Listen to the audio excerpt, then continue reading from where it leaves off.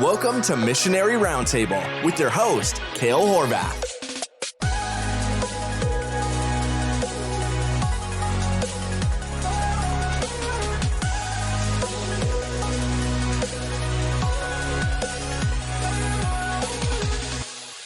Hey there, everybody. My name is Kale Horvath. I'm a pastor and missionary to the country of Hungary. Welcome back to Season 2 of Missionary Roundtable. We aired Season 1 last summer in 2020, and I actually recorded all of those interviews in 1 month, in the month of May, because my family was on deputation to head to the field, and then COVID hit. I think it was March of 2020 when everything shut down. And so, there wasn't a whole lot I could do. It was kind of unprecedented in most of our lifetimes, especially in the life of a missionary on deputation. And so I kind of like to do different things like this. And so I made this spin-off podcast of Theology Roundtable called Missionary Roundtable, and just got a bunch of my friends to do interviews in the month of May, recorded them, and we aired them on Wednesdays during the summer last year. And so now I'm on the field. We'll get to that in a minute, but I really, really wanted to do a second season because I feel like so many people enjoyed the different missionary stories from last season and hearing different perspectives. We covered a wide range of topics from preparing to go to the field, how does what should a missions pastor do and what should his role be, and learning the language and cultural adaptation, all these different things about the Great Commission and international missions. And I think a lot of people enjoyed it, and hopefully it was helpful to people. So I really wanted to do it again. It was a lot of fun. And so doing that again right now and just recording as many episodes as I can in one shot, and then these are going to continue to air on Wednesdays throughout the summer. So this is Season 2, Episode 1. Thank you so much for joining. If you somehow found this and didn't listen to Season 1, check us out. You're already on the podcast, so go back and check out Season 1. There was 12 or 13 episodes, I think. And these are for Season 2, they're going to air every Wednesday through the rest of the summer. But for the first episode of Season 2, I've got my friend and confidant back in the saddle. He's actually going to be the guest host for the first episode of this season, kind of like we did for the season finale of last season. So, Corey, welcome back. Thanks, Kale. How you doing? So for those of you who don't know or who don't know me personally, one of my best friends in the whole world is Corey Van Sickle. He is the young adults leader, pastor, overseer guy at First Baptist Church of New Philadelphia, Ohio. And he's got a really cool story when it comes to missions and ministry too. But suffice it to say, we've been serving in ministry together for, 10 years, maybe more at this point. We're in our 30s now, man. Yeah, dude, that's crazy. I think about that more often than I should, and just realize like how fast time passes now. It's crazy. It gets exponentially faster too as each year goes by. It's crazy. Yeah, for real. And you told me the other day you've been on the field for like 5 or 6 months. I'm like, has it been that long? I feel like you guys just left. Crazy, man. Yeah, in some ways, and that's the weird thing about time. Like in some ways, it seems like an eternity since we've been gone. But then in other ways, it's like, wow, I remember when we left like it was yesterday. You know what I mean? Like, right. It's like the days are long, but the years are short, kind of a thing. Like parenting almost, like before you know it, you blink and your kid's growing up. But man, those days were long and those sleepless nights were long, Sure. So I've got Corey on here. I asked him to come back and to interview me. I know that sounds really narcissistic, so I apologize. But really, Corey and I have been doing podcasts and hanging out and doing ministry together for so long. Really, it is just a conversation. It's not like Corey came on here to specifically interview me. It's more of a just chatting and actually catching up. I mean, honestly, Corey, you and I have we've tried to talk at least, maybe twice a month. Brooke and I and you and Trisha, we've had video chats, maybe not every week, but every 3 weeks we have a video chat and just catch up and see how everyone's doing. So we have caught up and talked about things, but not in detail, Right. Yeah, dude, the time change doesn't help. And, the fact that you're busy all week with other stuff and I'm busy all week with other stuff, there's like a narrow window of time that like on the weekends that that we're available to talk, at least like the four of us collectively. Right. Like Trisha works all day and stuff like that. But yeah, we're dude, 6 hours ahead of you, I believe. Yeah, for sure. Yes, we're Central Europe time, I think is what it's called. I don't know. But yeah, for Eastern time, it's 6 hours behind us. Yeah, so that definitely doesn't help. And there's that small window to converse with you guys. And sometimes that window gets filled with just stuff going on, whether it's there, whether it's here. It's sad, dude, but like, it's cool to catch up with you like this for sure. Oh yeah, absolutely. You know what? I don't know when video chat was not invented, but you know, when we were in elementary school, I remember, or maybe middle school, going into this like designated room in the high school where they had this giant contraption where they were showing us the technology of tomorrow, where it was like, you know, this giant video conferencing thing where they could, you know, allegedly talk to people in other countries, but it never worked when they took us in there to show us. So, you know, video conferencing's been around for a while, but, you know, in this realm of social media, this hasn't been a thing for that long. So to be able to go to the mission field and still talk to your friends and family instantaneously, see each other and talk to each other like you're on an episode of the Jetsons, praise the Lord. It really is a blessing. It has made this transition easier, even though the circumstances surrounding us as we've went to the field have been, you know, more difficult than we would have thought.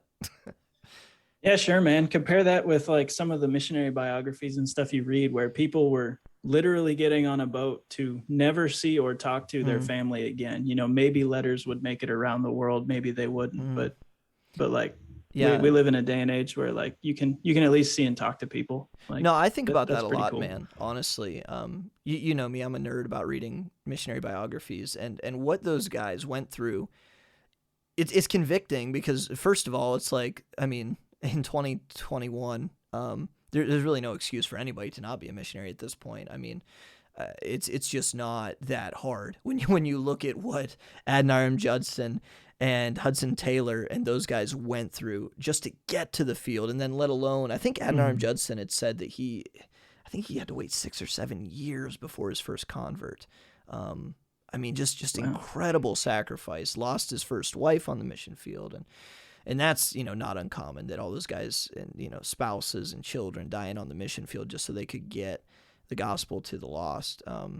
And here I'm sitting on a video chat with a nice microphone talking to my friend like he's in the room with me, right, sitting in my flat in Budapest. So it's really, you know, we're going to talk about some fun stuff today that really, you know, will seem like a sacrifice. And I mean, sure, it, you know, there's some days where I realize that it's, you know, the route we chose isn't as easy as other routes that we could have chose, but really comparatively, man, we it's just not as hard to sacrifice in this context as it was in the Philadelphian church age.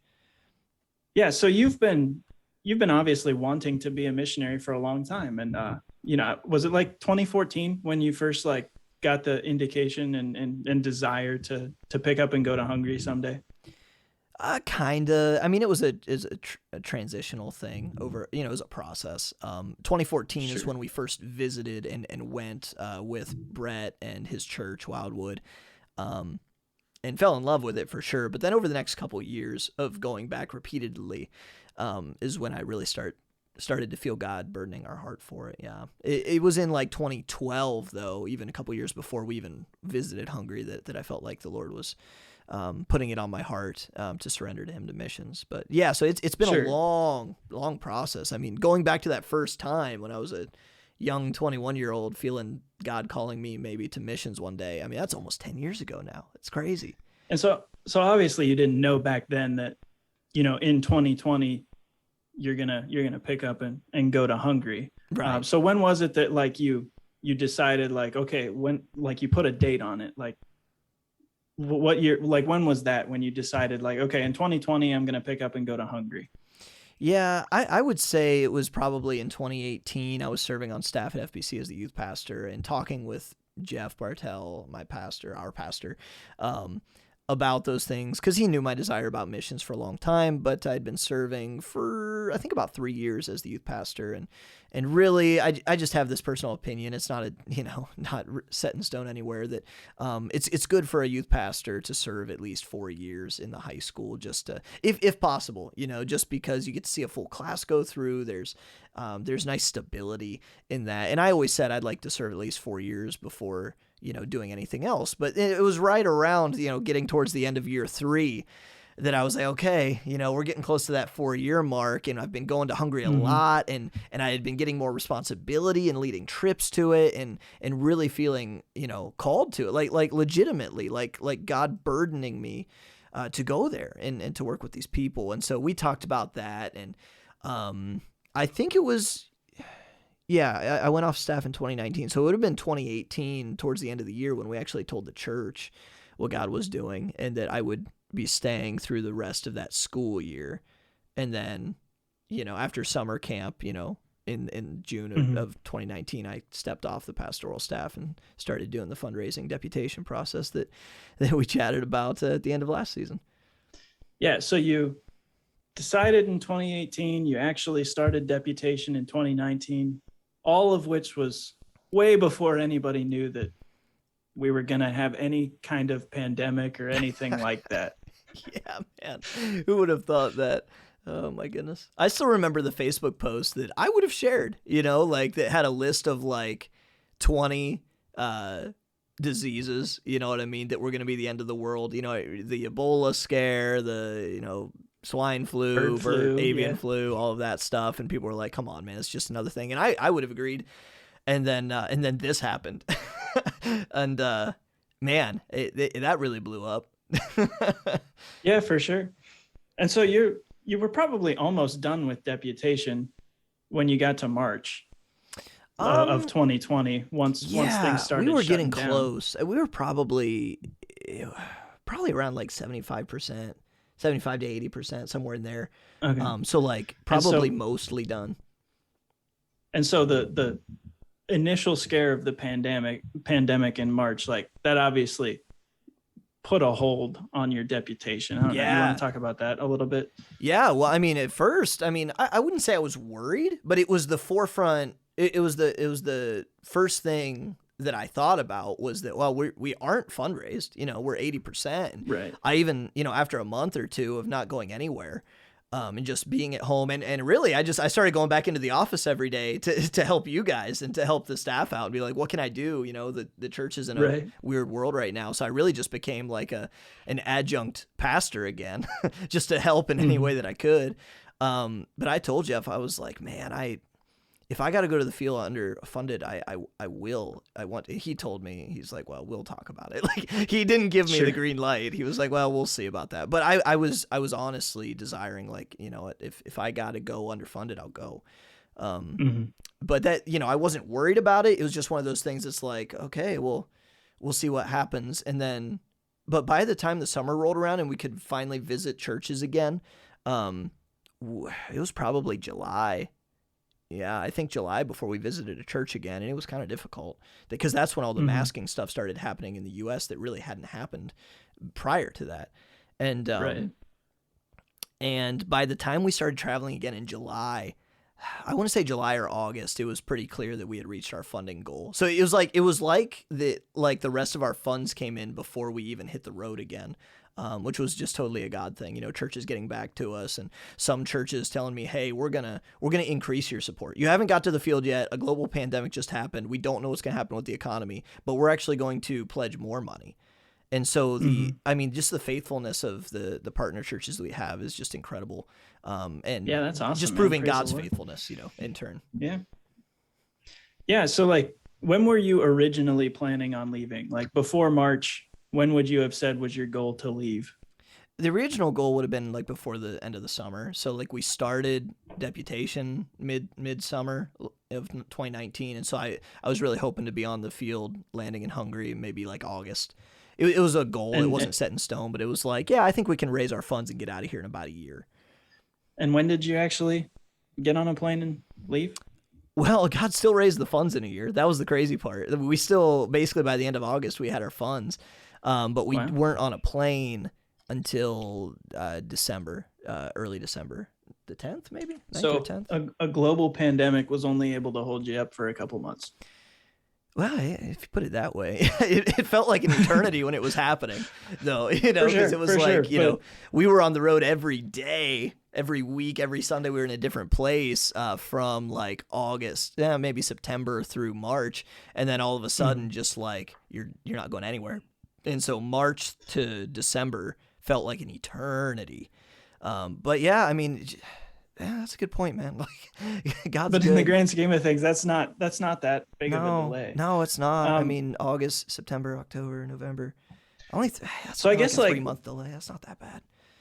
I feel like there was a time during the summer when like a bunch of us, like, we were all praying for you and stuff, and we were trying to stay informed on like when you could even get into Hungary, because international travel had shut down. My gosh, like yeah. in a lot of places. Yeah. And so it was like a daily thing where we'd all log into weird Hungarian news websites like Right. that we translate in Google so we can actually read them, trying to figure out what the Hungarian government was saying. Right. So I guess, there was just a lot of uncertainty there. I don't know if you want to talk about how that hit you. Yeah, this is really good for me too, because I have such a bad memory, like actually interacting with this info, like, and recording it. Like, I won't forget it. But yeah, so when the shutdowns first happened, all like global transportation started to slowly, each country one by one was like, we're shutting down, all air traffic and in and out of their countries. And so that, that worried me, obviously. But then when the summer came around, everything opened back up again. I don't know if people remember that, but like when June, July hit, like things were fairly open.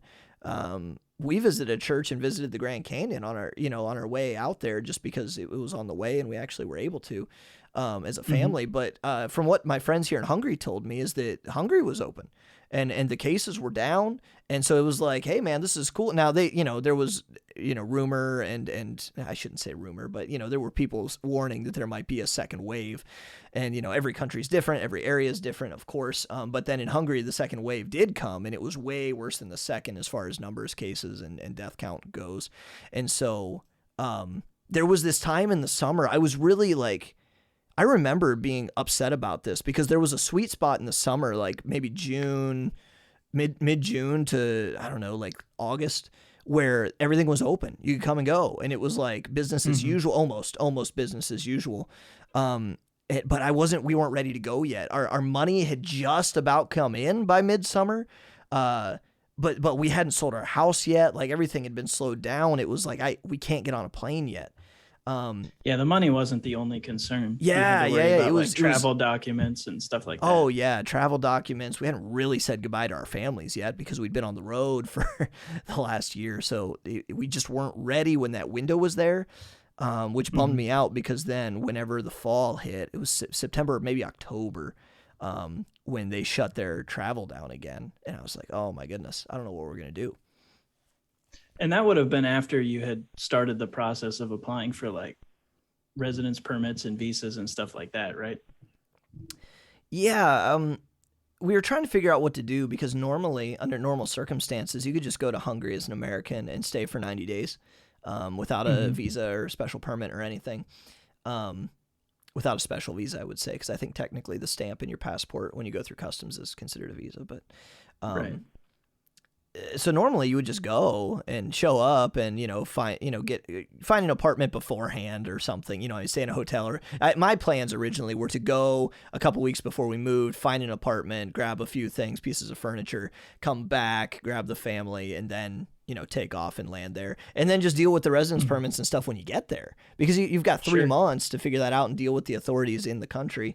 That's a pretty common thing from what I understand.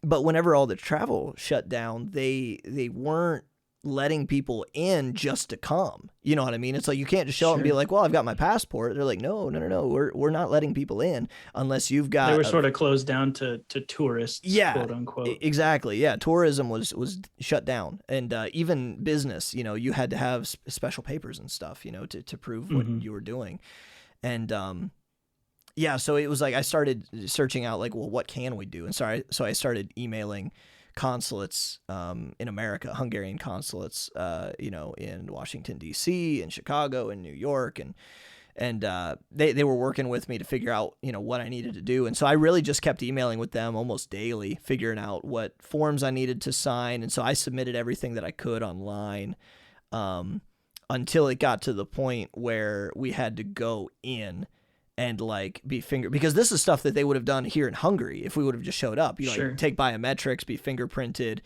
do basically they're just, they're looking at who are you, figure out who this person is who's applying for a visa and a residence permit, Yeah. And then we had all of our papers and applications and documents and letters, from inviting agencies and all this stuff. And we basically took all of that with us. Man, I don't remember all the details of that, but basically I remember that we needed to do that in person because we couldn't just go to Hungary. We needed that visa if we were going to fly over and get into Hungary.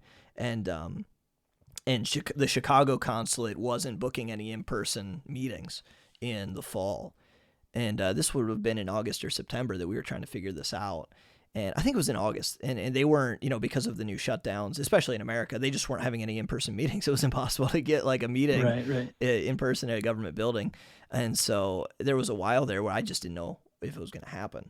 And I don't remember exactly how it happened, but I just started emailing other consulates, and Washington, D.C. basically ignored me and said, yeah, you need I feel like the guy you talked to in Chicago told you about the New York office that you could try them, and then you called them and they're like, yeah, we're open, come on up. Yeah, that does sound right. It was because I tried a few, and they kept telling me, well, where you live in Ohio, you need to call the Chicago office. It was like they had regions, Oh, right, and that guy was like, well, we don't have him. Yeah, it was something like, why don't you just call New York and see? Because New York wasn't that much farther away than Chicago was, or it might have been equidistant at that point. I'm not sure. But yeah, I called them and they're like, yeah. And, it was maybe once a week for a 2-hour window. They were allowing in-person meetings, but they let me schedule one. And so it was sometime in September, I think early September. I'm trying to think. Yeah, it was sometime in early to mid-September that we had a meeting scheduled. And then so we left Judah with my parents, and Brooke and I just drove to New York because at the time, I don't know if you remember, sure you remember this. Corey has a better memory than most normal people. But there were certain states that had a list of other states that if you're traveling from this state to our state, you have to quarantine if you come in. Right. And New York was one of those. And they had because their case numbers were through the roof. There was crazy stuff happening in New York. And so Ohio was on that list with 30 some other states for the longest time. But man, I don't remember exactly, but it was within a week or two of our appointment that Ohio was off that list. And listen, man, I would have tried to sneak in, and just lay low. But it was we're going to a government building. It's kind of hard to lay low at that point. But yeah, praise the Lord, a week or two beforehand, Ohio comes off that list and we could just drive in. I wasn't going to fly in and risk that stuff, that craziness, trying to go through all of their police officers. So we just drove in, the night before, stayed at a hotel in New Jersey, and then woke up the next morning and took the metro or whatever into Manhattan. And did our application in person. And this whole time, while you're preparing paperwork for the application, trying to figure out when you can make an appointment, trying to figure out the logistics of how all that is, Hungary was just back and forth on we're letting Americans in, we're not letting Americans in, we're letting people from these countries in, we're not letting these people in. I'm sure there were probably clear rules at some point, but they certainly weren't communicated to Americans well. But even the consulate, when I would ask them, they're yeah, I don't know. We'll see tomorrow, or things could, it's fine right now, but next week things could change. Yeah, it was constantly up in the air. And so you were just putting your nose to the grinder, doing what you needed to do, hoping and praying that it was going to pay off and you were going to be able to go.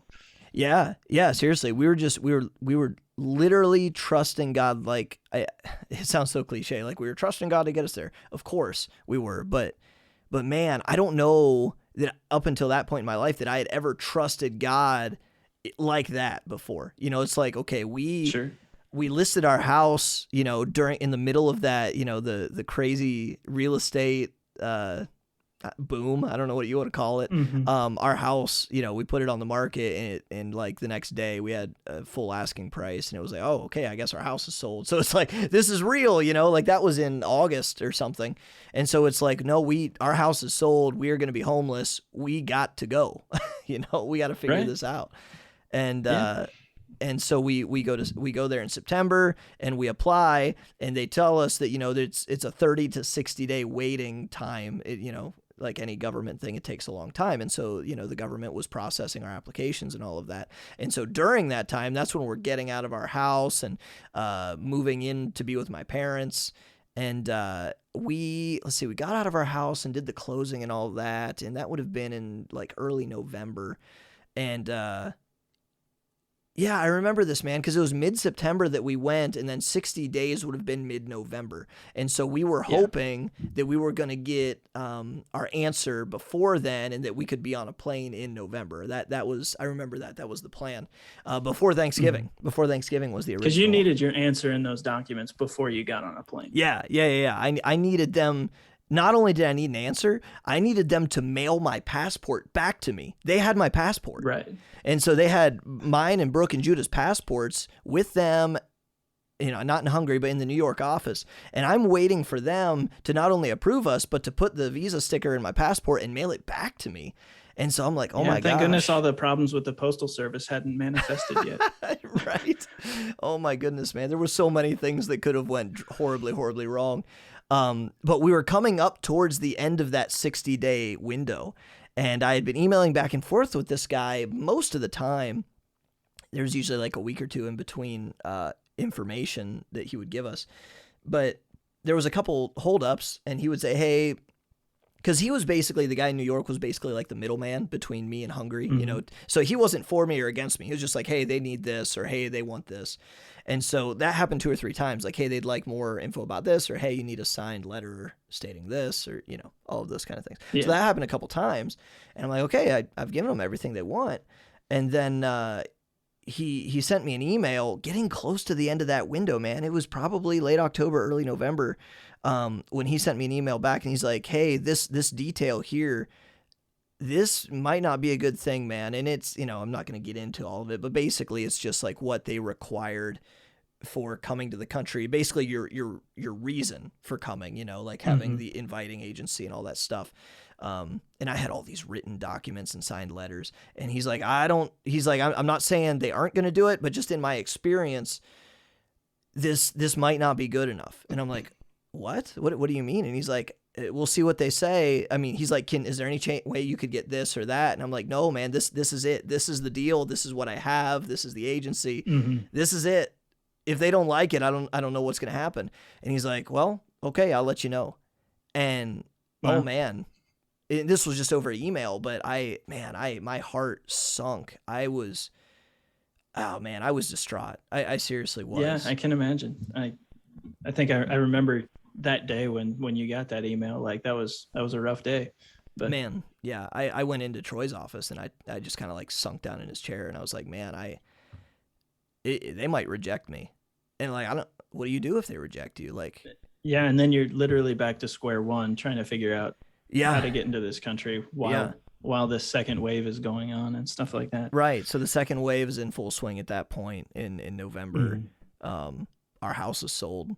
Like we had gotten rid of like most of our belongings at that point. And it was just like, man, so you ended up what like, I'm going to do. You ended up just bumping your flight back a month or something like that, right? Yeah, like for the second or third time, Yeah. We bumped it originally back to November, and then we bumped it again. I think we just picked an arbitrary date in early December, because it was like, okay, even if they get us, even if like say something miraculous happens and they get these to us, there's no way we're on a plane like on this date. It's just not going to happen. Sure. So we just ended up bumping them like 3 or 4 weeks, and we're like, well, we'll see what happens. Yeah, and so that put you in December or something like that. But eventually everything came through, right? Yeah, man. So I don't remember the exact timeline, but this is like mid-November, early to mid-November, when I've got this guy telling me that there's a good chance. Like he like, I don't remember exactly what the email said. I could pull them up if I looked for them. But there was a good chance that they were going to reject me. Not like, it's 50-50. It was like the way he was saying it was like, well, we'll see, Right. Like he didn't sound optimistic, and he's the one with the experience. You heard the pessimism through the email. Yeah. And I was just like, oh my, that's why I was distraught. It wasn't one of those like 50-50 things. Like, it'll probably be, God's on our side. It was like one of those things. It's like, yeah, man, it's not looking good. And I was just, listen, man, I'm only human. And, when you're at that point where you're jumping off the cliff, and you know this better than anybody with, the way that when you guys were trying to go to Albania and Trisha got cancer, it's one of those things that when you actually put everything on the line and like you're jumping off the cliff, you sell your house, you get rid of 90% of your belongings, and you're banking everything on God doing what he told you before, It really, it's the scariest thing in the world, in a good way, but also like just in a just in a practical, pragmatic way. It's just super scary because you don't know if God doesn't come through, what do you do? And now that's, ironically, that's the only way where you actually get to see the deliverance of the Lord. But I just remember Troy telling me in his office, he's like, listen, man, I feel bad saying this to you because I know you've heard this 100 million times in your life and you've probably said it to other people, but don't doubt in the dark what God told you in the light. If he said this is going to happen, we don't know the timeline, but it's going to happen. And I'm like, I know, man, I know, but this is real. This is crazy. This is real. And you just, after a lot of praying, pouring my heart out to God, and lots of people praying for us, of course, all over the world. I got an email relatively soon after that. Like I want to say days. I'd have to check, but I want to say it was like days, man. Like within the week. And I got an email that had no other explanation. It was like a 1-sentence email from the guy at the consulate that said, your visas have been approved. They'll be in the mail soon. And that was it. And I was just like, okay, thank you.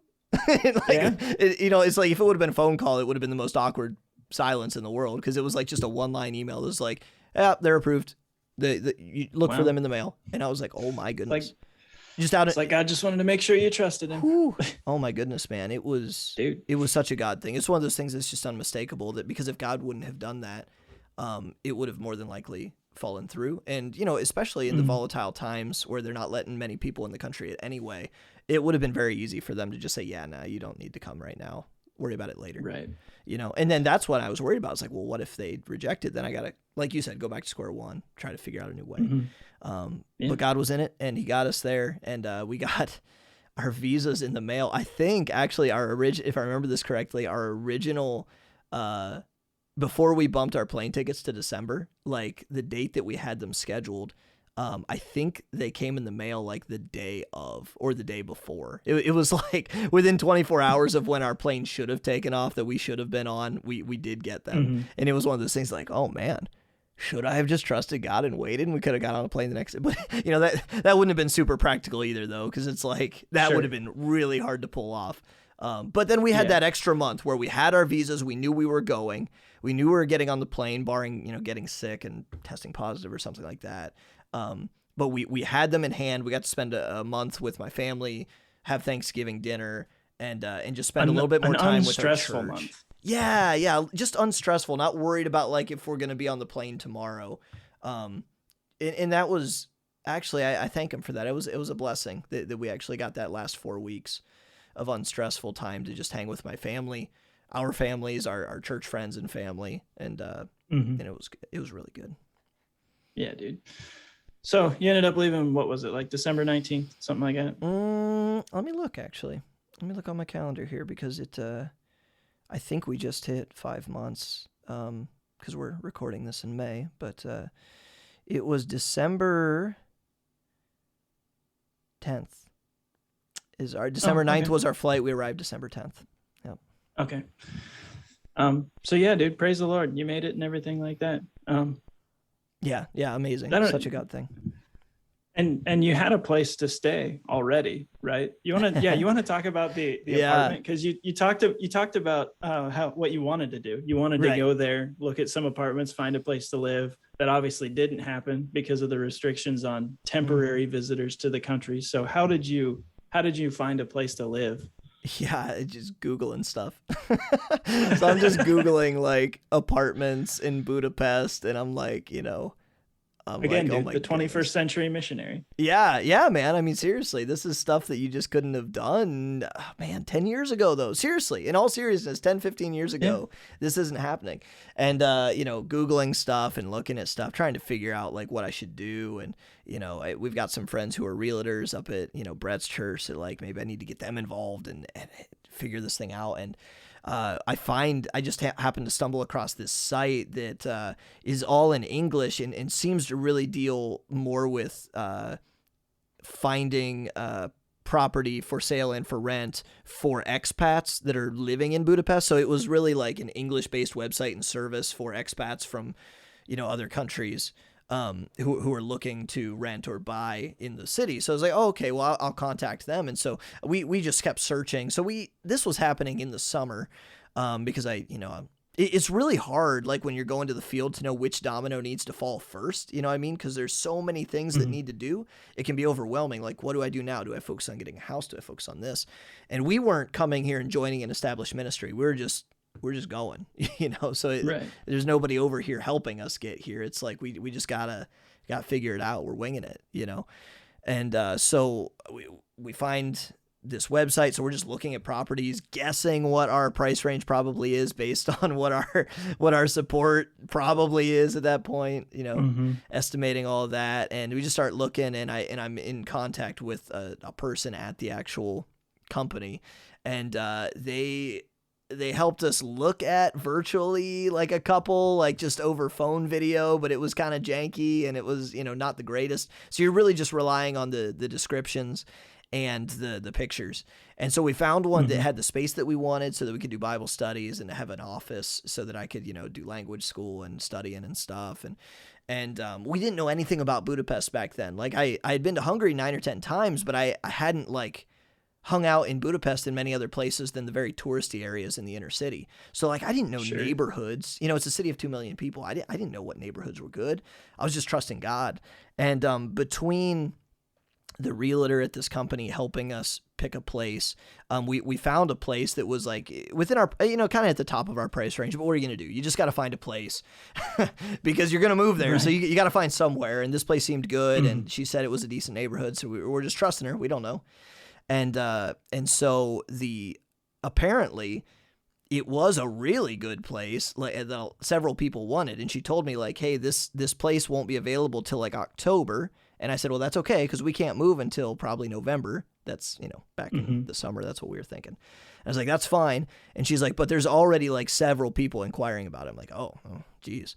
And so she talked to the landlady for me, and the landlady chose us. She was, I don't know if it was just because we were Americans or because of my profession or that we were a family and we had a little boy. I don't know what it was, but she was like, hey, the landlady would like to offer it to you guys if you're interested. And so that was a cool God thing. And so we, worked out the paperwork, and she, even though it wasn't available yet, we had to have proof of residence to apply for the visa. So I needed like an actual, renter's lease agreement to give to the consulate that we had a place to go to. And so that was just one of the, 30 things that we needed, like, international medical insurance and stuff. And so she worked with us with that. And then I can say on the flip side, now that we've been here for about 6 months, that I love this area. It was such a godsend. The apartment is very nice and super helpful since we were locked in it for months. But it's the neighborhood is great. It's in between the inner city and the suburbs. Like it was probably, I'm just guessing, the suburbs when the city was smaller. And then the city kept growing. And so now it's like in between the inner city and the suburbs. And so I can get anywhere that I need to get to fairly easily. But it's a nice neighborhood. I mean, it's not sketchy. It's quiet for the most part. So not only did you find a place to live without being there or having someone looking for a place for you, like you got a place to live, but it's also one you're happy with when you get there, that you don't immediately have to go looking for other apartments and stuff like that. That's pretty cool. We're hoping to be here for a couple of years if we can be. So yeah, praise the Lord for that. Yeah, that's cool. For sure. Definitely.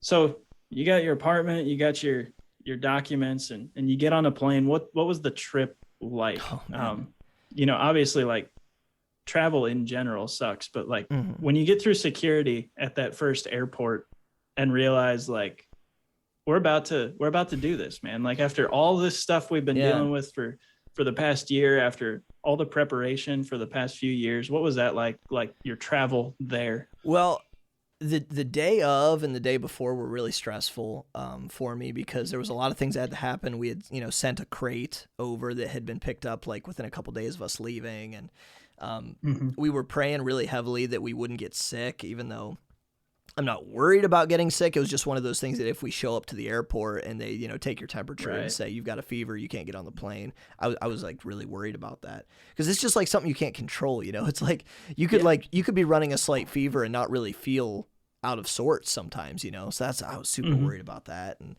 so I was stressed out and kind of numb to emotions at that point because of how crazy the year was, how crazy the last 3 months had been. I really didn't have any time to process emotions. And so, the FBC was so awesome. And there was like 40 people that showed up at my parents' house to see us off to, just leaving my parents' driveway to start heading to the airport. And I don't know, maybe another dozen or 20 that followed us and came with us to the airport. And, you were there. And so that was really cool. And it was emotional, but I was still pretty numb to emotions at that point because for me, I knew that the day of was going to be difficult years ago when it was finally time to leave our family and our friends with the one-way tickets and go to another country. But then you add in the pandemic and the stressful situation of everything else stacked on top of that. The job wasn't done just because we were at the airport. You know what I mean? Like, I feel like 2 years ago or whatever, when you were a missionary, if you had your tickets, you could just embrace your family at the airport, say your goodbyes, cry on each other's shoulders, but the job's done. You just got to find your gate, get on the plane, and it's done. But the job wasn't done. You know what I mean? It was like, okay, we've got our masks on. Are they going to be mad that Judah doesn't have a mask on? Because Judah's 2, and even though the law doesn't say in Ohio that he has to have a mask, some of the airlines were saying if you were 2 or older, you had to have a mask. And a 2-year-old ain't going to keep a mask on, So it was like all of these things are floating through my head. We had, I don't even remember, was it like 10 pieces of luggage that we had to check because we were taking as many clothes with us as we could? You remember that? You guys were helping us pull them in. I think we had 1 carry-on each, or maybe 2 carry-ons each, like for me, Brooke, and Judah. No, we had two or three checked. I think we had 2 checked bags each. And then maybe like an extra checked bag or 2, and then our carry-on. So we had like all this luggage and then backpacks, because you have your personal item. And so it's like all of that. And just, so like, I feel like I didn't even, unfortunately, get a proper goodbye at the airport, which I would have liked because my mind was preoccupied with all of the other things. And, worrying about being on the plane, or am I going to have stewardesses, yelling at us that we need to get a mask on Judah, and these were things that I was. Well, weren't there like videos on the internet at that time of families being kicked off of planes for like young kids? There was like 1 Judah's or 2 age not wearing masks. There was 1 or 2. Dude, that would be nerve-wracking of Judah's age, of like 2-year-olds, and that's it was weighing on me, and I was worried, and I should have had stronger faith. I should have, but there was just so many emotions at play. But God is good. And so, man, that was one of the first, I've flown a lot. That was one of my first itineraries that we didn't seem to have any delays. Every airport was like a ghost town. Maybe that helped, but, there was like no delays. Judah didn't wear a mask the entire time in the airports or in the airplanes, and nobody said anything. It was, God was with us the whole time, man.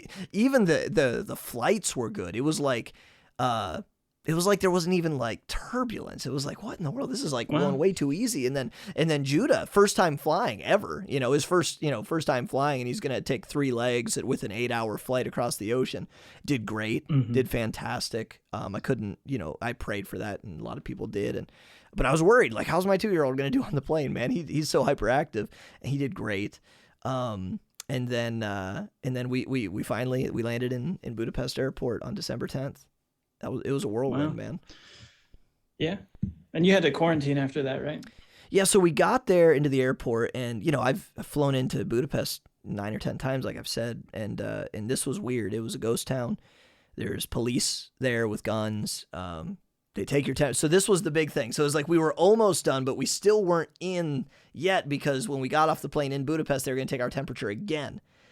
I was like, oh man, I don't, you know, man, you've been on these long plane rides. You do a 24-hour turnaround, traveling to another country. You're jet lagged. You feel like garbage. You've been on a plane. We've been wearing masks the whole time. For all I know, I would have run a temperature even if I wasn't sick, just because I felt crummy anyway. So I was so worried that we were going to get to Budapest airport and they were going to take our temperatures and be like, oh, nope, sorry, got to turn around. And be like, what? What do we do now? But we didn't, green light, beep, beep, you're in. Met with police, customs, the whole 9 yards, fill out a bunch of paperwork. I had to give them our address of where we were going. Gave us these red danger, unclean signs to hang on our door. Because legally we had to quarantine for 10 days. And so we did all that. And luckily, a friend of mine here, they helped us arrange a driver with a van to pick us up with all our luggage and take us to our apartment that I'd never been to, where we were meeting our landlady for the first time with the keys. And so we got there, we're dead tired. We get all of our luggage to the 4th floor to this flat. She meets us. She's super nice, super kind, sweet lady. I'm so thankful for her. But she kind of shows us around, even though we were jet lagged and tired, shows us around really quick. Luckily the apartment was mostly furnished. So there was a bed, there was, a couch, a table. So that was super helpful because we saw like we could go to IKEA or something. Right. Cause we're legally supposed to be locked in this apartment for 10 days. And, we get there, she shows us around, she gives us the keys and we all just lay down and just look at each other like, it just seriously just like let out a big breath like we're here. But it was so strange, man. It didn't feel like we were there because Budapest didn't feel like Budapest. It was like a ghost town. You know what I mean? Back in December, it was unreal. Yeah. But yeah, and then that first night was rough. And I don't say this like as a pity party. This is just me kind of like being real. I know a lot of missionaries don't feel like they can have the freedom to just talk freely about their experiences and their emotions. But luckily, so many of our supporters are personal friends and close churches that we love. And that first night was rough. Right. I knew it was going to be rough. But like I said, because I had been like numb and I didn't allow myself time to interact with my emotions, I think they all just like welled up and just hit all of us, that night. And that first night, we'd been living with my parents for a month. So Judah had gotten super, super close to my parents. And we all just kind of, like all three of us just kind of laid in our bed and just like, was like, I'm having emotions like, man, what did I just do? Did I make the right decision? This is so hard. We miss our family. We just left our church family. We left our friends, our hometown we've been for 30 years. Our families, like, did I do the right thing? Like all of these things. But, after that first night, it was, and luckily we had the confirmation. We knew that God had been working this in us for the last 8 or 9 years. So we never wondered if we actually did the right thing. It was just, the emotions of the moment that finally caught up with us. And like you said, we couldn't leave for 10 days. And so we had to very quickly figure out, ordering some groceries online, figuring out how to order from Hungarian DoorDash kind of a thing called netpincér. Which just means internet waiter. And, right. And so, yeah, we figured all that out, very quickly because we were hungry. And, sure. And then for 10 days we stayed in our house. Luckily we had internet and stuff because, the landlady had hooked all that up. And, so that was nice. But, the police would ring our doorbell. I think not all the days, maybe 5, maybe half of them. In the mornings, there was like a doorbell or a knock on the door to just check that we were there. Like most of the time, they didn't even come to the door. One time they did. They opened the door and I was like, "Hey, we're here." And they're like, "Okay." They're super nice about it. But like they actually did. They actually followed up and checked in and made sure we were there. Wow.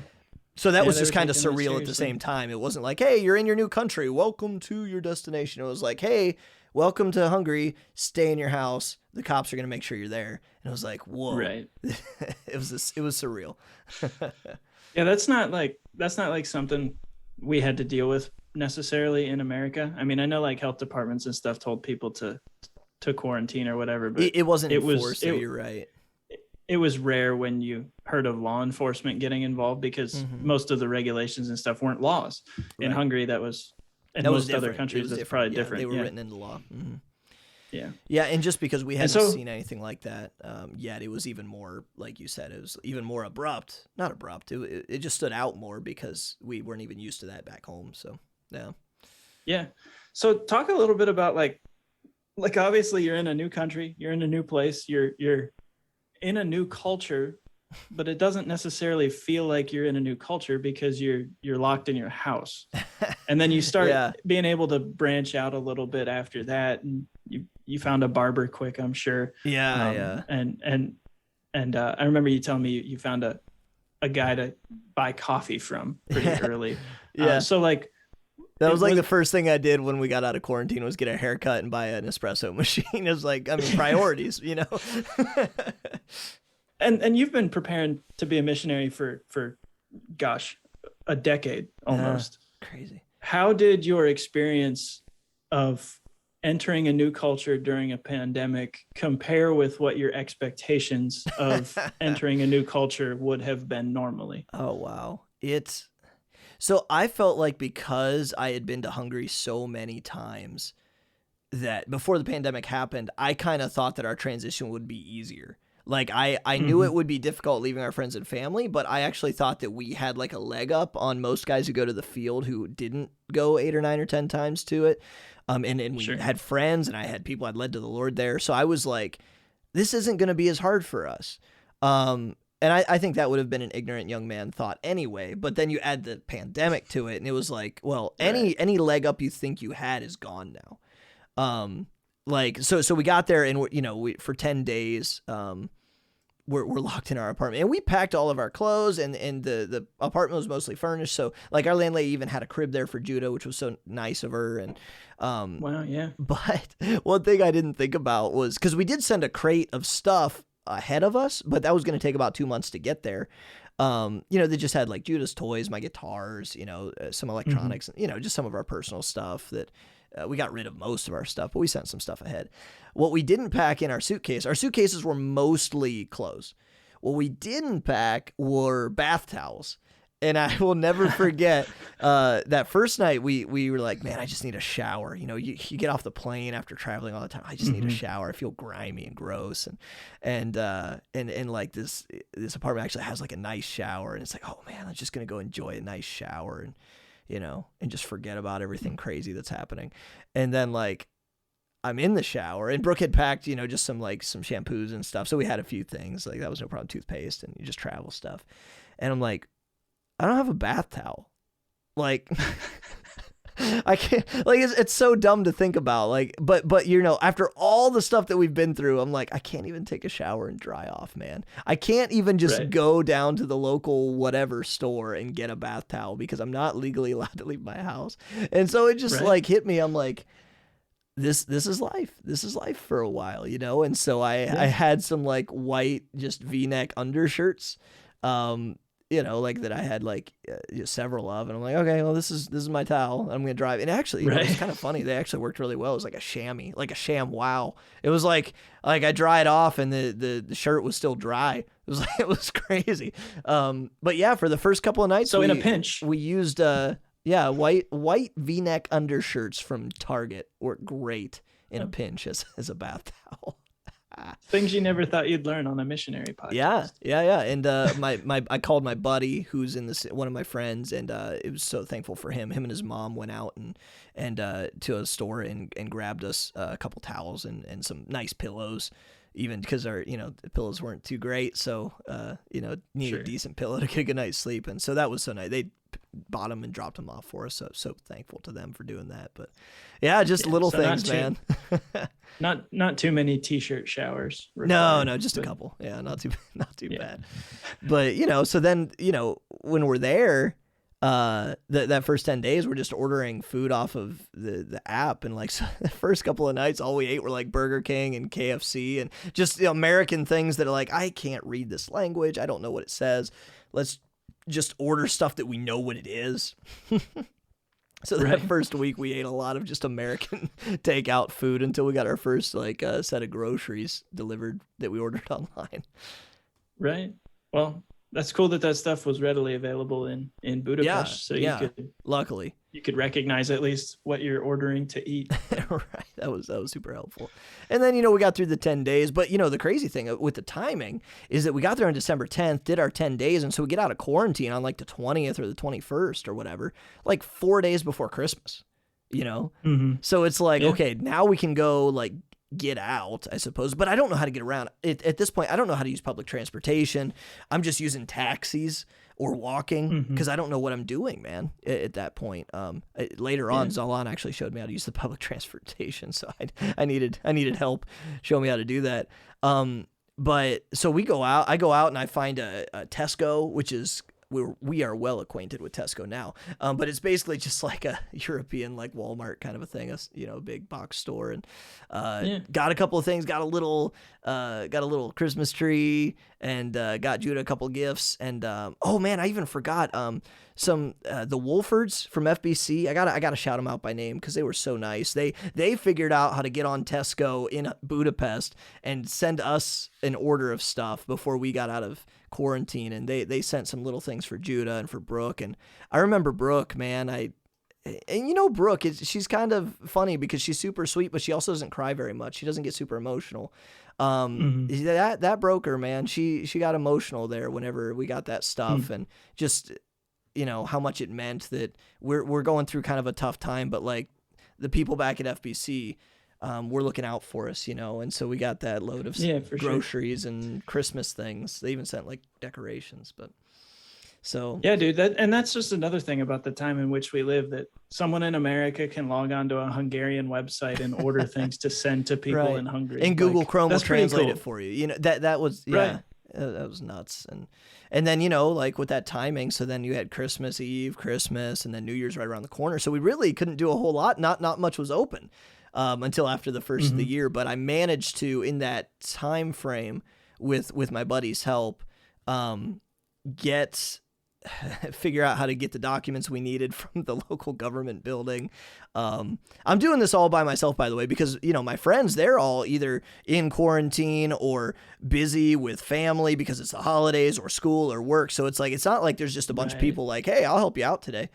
And so like I'm just winging it with my very, very basic knowledge of random Hungarian grammar and Google Translate, but managed to get a bank account so that we could have a debit card and order stuff online.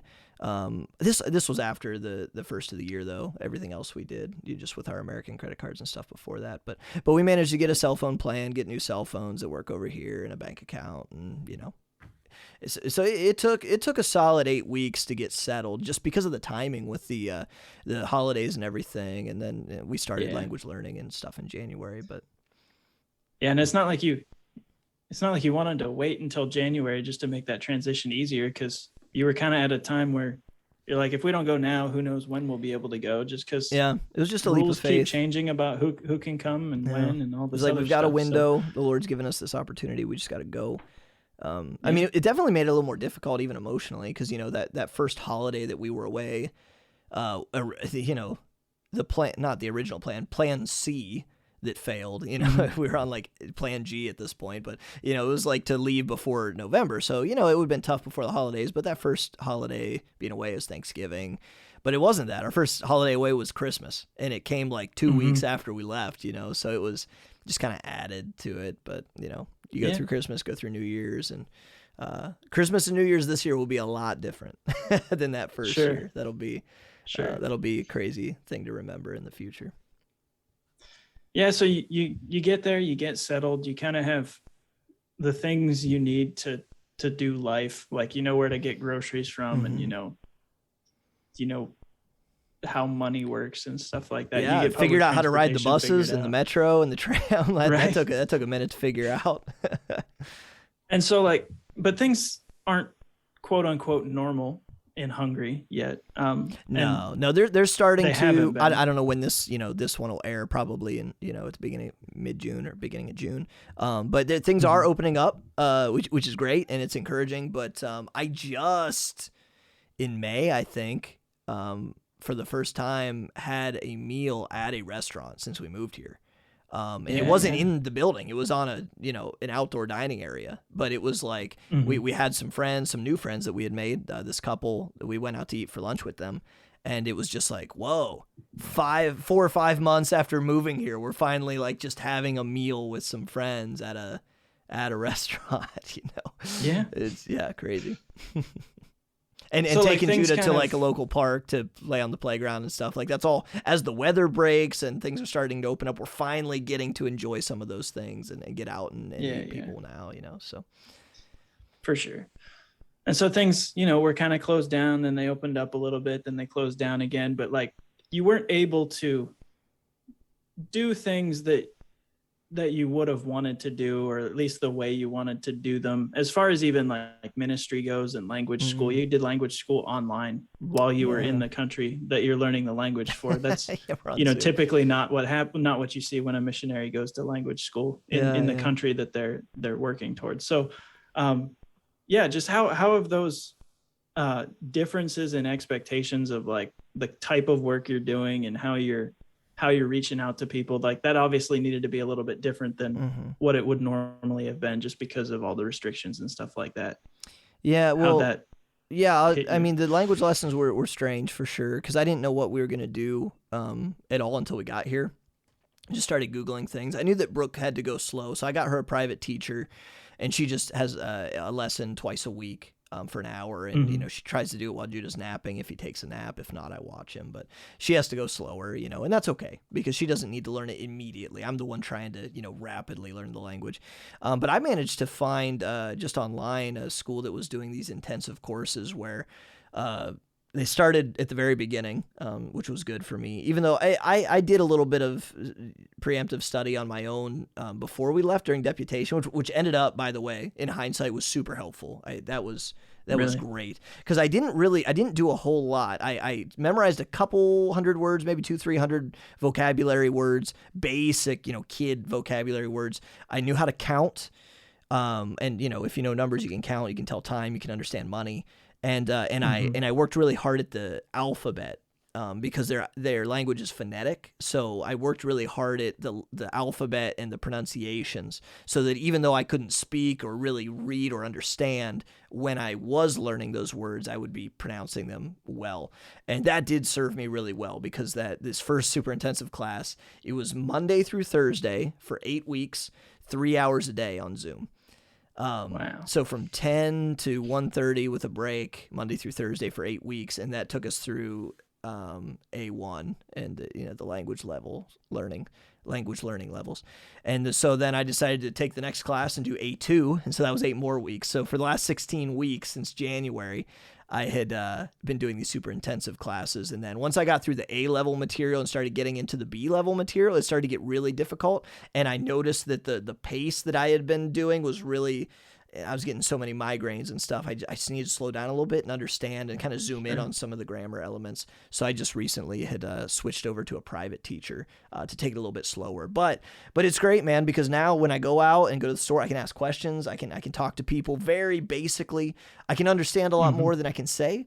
But I took advantage. I tried to take advantage of that time where we couldn't do much at all outside of our home, and just really grind it out with the language as much as I could. And it's served me well. I'm nowhere near fluent, of course. It's a very difficult language, but it's we've made some headway, which is really, really nice.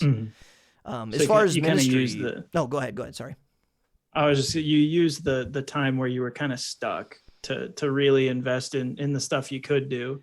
Yeah. So that as things opened up, you can kind of be more effective at that with your language. Yeah, I mean, all I could really do was study the language, pray a lot, and read my Bible, obviously, and text guys and check in with people. So that's what I did. I prayed a lot, spent a lot of time with the Lord, still spend a lot of time with the Lord, obviously, as a missionary. Sure. But just praying a lot for very specific things, working on the language, and still doing that through the summer, but able to actually meet with more people regularly. But as far as ministry goes, really, man, I was just praying that God would send us seeking men who are already seeking truth and put me in position to meet people. And so anytime I would go to the barber or go to the coffee shop or whatever, I would just be praying that these guys I could build a relationship with and start. And so God has been placing guys in my life who speak some English. And so that has been opportunities to build relationships, which is amazing. Because that's how you lead people to the Lord. You build a relationship with them first, and show them you care, and then you share Jesus with them, and so that's what we've been doing, and it's starting to pan out, which is great. Been able to share the gospel with a couple of guys already that I had been working on building relationships with. No converts yet, but opportunities to sow the seed. And more opportunities coming, praise the Lord. Even through some of the guys that I've been able to meet with and just build friendships with have been through those Zoom online classes. You finish 8 or 16 weeks of a class on Zoom where you're in class every day for several hours. And I would just get an email from a guy, be like, hey man, it was great to meet you in this class. Feels weird that we know each other without ever seeing each other in real life. Would you like to meet and hang out sometime? And then then we would, and then go from there. So cool opportunities. Yeah, man. So like that sort of brings you up to now. You scaled back the language learning now that you can go outside a little more often, which is probably just a good little for bit, your... just a little bit, probably about half, just slowing the rate down. Yeah. So right, which is probably healthy for you. Yeah, my head hurts a little less now. Yeah, you were pretty intense into it there for a bit. That might not be the most sustainable thing for my a English long doesn't sound bad today, does it? My English has never been great, but man, during those intensive weeks, I always told Brooke after I'd get out of class for the day, there's 30 minutes right after class, don't talk to me. I'm not being rude. I just need coffee and I need silence so that my brain can unscramble. So you're just kind of meeting with people as you have opportunity. You're staying in touch with the people that you've come into contact with, and things are sort of starting to open up. So like, what are you looking forward to this summer as the summer kind of arrives? Yeah, I'm looking really forward to getting to meet with more people and just meeting people more intentionally through the things that we do as a family. And actually being able to follow up with people. So we have even, since we've gotten here, we've been able to study the Bible with people somehow. We've been able to study the Bible in English with people, several times. And so I'm hoping that can become more regular. Some of these friends that we're starting to make, that we can build more friendships and more trust in our relationships so that we can share the gospel. I never want sharing the gospel with somebody that you've just met. Me personally, I'm not, this isn't set in stone.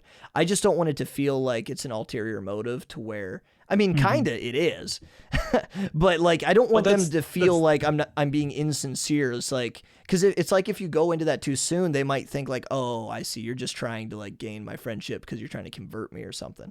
And it's like, that's not really the case. The case is I want to be your friend, and then I want to share with you about Jesus. And then if you want that, I want to show you how you can have that. And if you don't want that, we can still be friends, and I will still pray for you. You know what I mean? Like, I want it to be sincere. Sure. And that has been working so far. And so we're just going to keep, I'm a pretty simple guy. So I'm just praying for that. Praying for language learning, praying for seeking men, and going from there. Man, I going into this, this is maybe a good place where we can start to tie the bow on it. But going into this, I knew going to the field that we we're going to have to trust God with everything, because if it was up to me and my smoothness or my abilities even to build this ministry, it was going to fail. I'm not that prideful to think that I'm like that cool or God's gift to the mission field. But then when we get here in the middle of a pandemic and you really can't do anything, and we're trusting God just to figure out how to work net pinceter to get Burger King delivered, like that's when you're like, I realized like within the first day or two, I'm like, man, I really, really, really got to take this seriously. And so I would just pour my heart out before the Lord every day, man, every single day, that I would do what he wants me to do, and that he would do that. And just literally, and I really feel convicted, man, that I didn't have this urgency and conviction before I left. But I think the pandemic has changed a lot of our Christian hearts, hopefully, with the sense of urgency. I think between the pandemic and me moving to the mission field, I have this sense of urgency that I didn't have prior to 2020, that I need to daily beg God. I need to beg God for souls. It doesn't matter where I live. It doesn't matter what country I'm in, Yeah, man. Like you said, we're running out of time. So like, you're there, we're here. Everybody. We're just looking for the gleanings, man. Locations. We're just looking for the gleanings. Absolutely. And so that's why I'm praying specifically, like, God, send me the guys who are already seeking. I don't know when you're coming back. I suspect that it's soon. So, man, send me the guys who are already seeking so that we can get those gleanings before it's too late. So, and we've seen, by his grace, we've seen some opportunities already that are answer to prayers. I really didn't expect to see those until maybe next year when I could speak a little bit of the language, but he's a merciful God. And so he's given us some opportunities even already. So that's been a blessing. Yeah, that's exciting, man. And, we're here, dude. We're praying for you. Thanks so we're much, loving man. you guys. If there's anything we can do, obviously, to let us know and stuff like that. Where the whole church is just regularly talking about you and praying for you and stuff like that. Like, you guys are a part of our family, and we love you and miss you. And I'm looking forward to this season of Missionary Roundtable. And thanks, man. Hearing some updates this summer. So yeah, man, it's we miss you guys. But it's going to be cool to one day in a couple of years visit and just, it's going to be so different. It'll be surreal in a different way because we'll be used to this life. Like, we're hoping in the fall we got to figure out how to send Judah to kindergarten, quote unquote. He's only 3, but it's just a good way for him to make friends and start to learn the language. So it's really, hopefully by the end of this year, we'll be real, Budapestians, and knowing how to live here and get around. And we're hoping to buy a car soon this summer. And so it's crazy, but thank you guys for praying for us.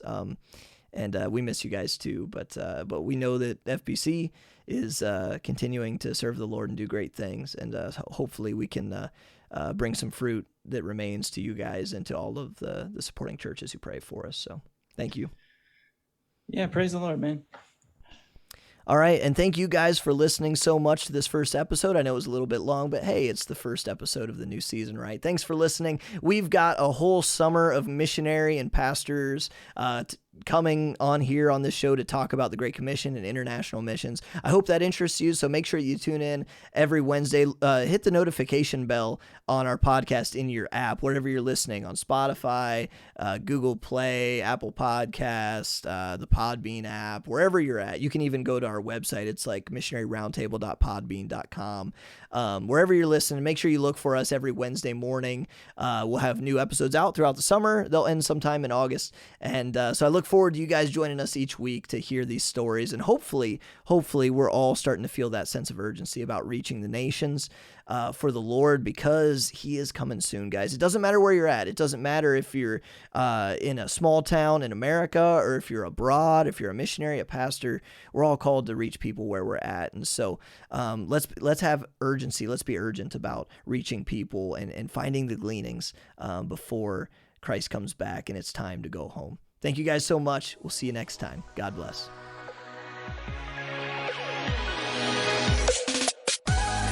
Thanks for listening. Please rate and subscribe and share us on social media. Also, please make sure to check out our other podcast, Theology Roundtable, at theologyroundtable.com.